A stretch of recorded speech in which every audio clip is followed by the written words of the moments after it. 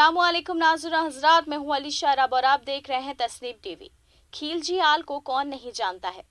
हिंद का हर शख्स आज भी इस वक्त को और इनके दौरे हुकूमत को याद करता है, फिर चाहे कैसे भी करे, खुश होकर या हसद करके।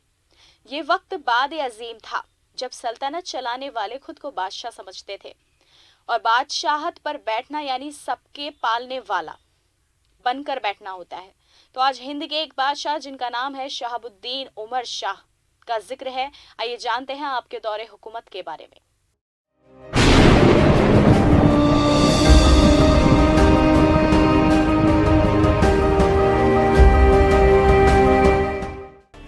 शहाबुद्दीन उमर खिलजी खानदान के तीसरे और हिंदुस्तान में दिल्ली सल्तनत के 14वें सुल्तान थे। 1316 में अपने वालिद अलाउद्दीन खिलजी की मौत के बाद वो अलाउद्दीन के गुलाम जनरल मुल्क काफूर की हिमायत से नाबालिग की हैसियत से तख्त पर बैठे। काफूर के कत्ल के बाद उनके भाई कुतुबुद्दीन मुबारक रेजेंट बने और बाद में इसे तख्त से हटाकर सुल्तान बना दिया गया। 16वीं सदी के मौरिक फरिश्ता के मुताबिक शहाबुद्दीन जितने प्ली के रहने वाले अलाउद्दीन के बेटे थे, जो देवगिरी के नाम रामचंद्र की बेटी थी। अलाउद्दीन अपने आखिरी सालों में शदीद बीमार हो गए और इंतज़ामिया उन्हें गुलाम जनरल मुल्क काफूर के ज़ेर कंट्रोल में थी। अलाउद्दीन के असल वारिस ज़ाहिर खज़र खान को मुबीना तौर पर कत्ल करने की साजिश के इल्ज़ाम में ग्वालियर में कैद किए जाने के बाद मालिक काफूर ने अलाउद्दीन के पलंग पर अहम अफसरान की मीटिंग बुलाई। उन्हें मीटिंग में फैसला किया गया कि शहाबुद्दीन अलाउद्दीन की जगह ले लेगा, मुल्क काफूर रेजेंट होगा। इस्लामी के मुताबिक अलाउद्दीन मुलाकात के दरमियान कुछ भी कहने के लिए बहुत कमज़ोर थे, लेकिन तमाम हाज़रीन ने इस बात पर इत्तेफाक किया कि उनकी खामोशी को उनकी रजामंदी से ताबीर किया जाए। इस वक्त शहाबुद्दीन की उम्र 6 साल से कुछ ज़्यादा ही थी। 3-4 जनवरी 1316 के दरमियानी शब अलाउद्दीन की मौत के अगले दिन काफूर ने अहम अफसरों, मलक और अमीरों का इजलास बुलाया और शहाबुद्दीन को नया सुल्तान मुकर्रर किया।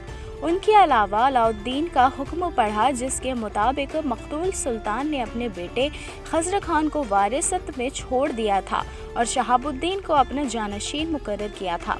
अलाउद्दीन के दूसरे बेटों मुबारक शाह, शादी खान, फरीद खान, उस्मान खान, मोहम्मद खान और अबू बकर खान को शहाबुद्दीन के पांव चूमने का हुक्म दिया गया था।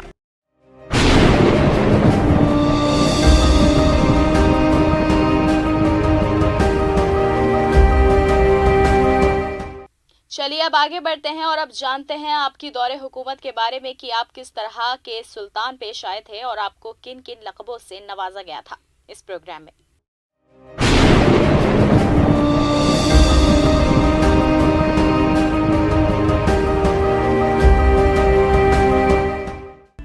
शहाबुद्दीन का मुकम्मल लक़ब अल सुल्तान उल अज़ीम शहाबुद्दीन दुनियावाल अद-दीन अबुल मुज़फ़्फ़र उमर शाह सुल्तान था।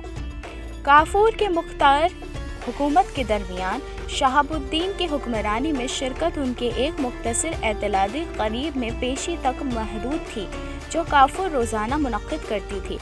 तरकीब के बाद काफूर शहाबुद्दीन को इसकी माँ के पास भेजता और मुख्तलिफ अफसरों को हुक्मात जारी करने के लिए अलग अलग मीटिंग करता था। तख्त पर अपना तसल्लुत बरकरार रखने के लिए काफूर ने अलाउद्दीन के बेटों खज़र खान और शादी खान को अंधा कर दिया था। उनके अलाउद्दीन बुजुर्ग के मुल्का जहां और अलाउद्दीन को एक और बालिग बेटे मुबारक शाह को भी कैद कर दिया था। 16वीं सदी के मौरिक फरिश्ता के मुताबिक काफूर ने अलाउद्दीन की बेवा से शादी की, जो शहाबुद्दीन की माँ भी थी। नए सुल्तान का सौतेला बाप बनना शायद काफूर का अपने इक़्तिदार को जायज़ बनाने का तरीका था। अलाउद्दीन के साबिक मुहाफ़िज़ों ने काफूर के अपने मरहूम आका के ख़ानदान के ख़िलाफ़ के जाने के लिए इक़्तिदार को नापसंद किया और काफूर को कत्ल कर दिया। काफूर के कातिलों ने मुबारक शाह को रिहा कर दिया, जिससे पहले रेजेंट मुकर्रर किया गया था। अप्रैल 1316 में मुबारक शाह ने शहाबुद्दीन को हिरासत में ले लिया और सुल्तान बन गया। शहाबुद्दीन को ग्वालियर मुंतकिल कर दिया गया, जहां उसी साल उनका इंतकाल हो गया था। एक तख्त को पाने के लिए कोई भी बादशाह किसी भी हद तक जाने के लिए तैयार रहता है, लेकिन ये किसी हिसाब से सही नहीं है। जहाँ रिश्ते और रिश्तों का मतलब ही ख़त्म हो जाए, वो इस्लाम میں نہیں ہو سکتا۔ فی الحال کی ہماری اس خاص پیشکش میں صرف اتنا ہی۔ اگلے حصے میں ایک اور قصے کے ساتھ لوٹیں گے، تب تک کے لیے دیکھتے رہیے تسنیم ٹی وی۔ اللہ حافظ۔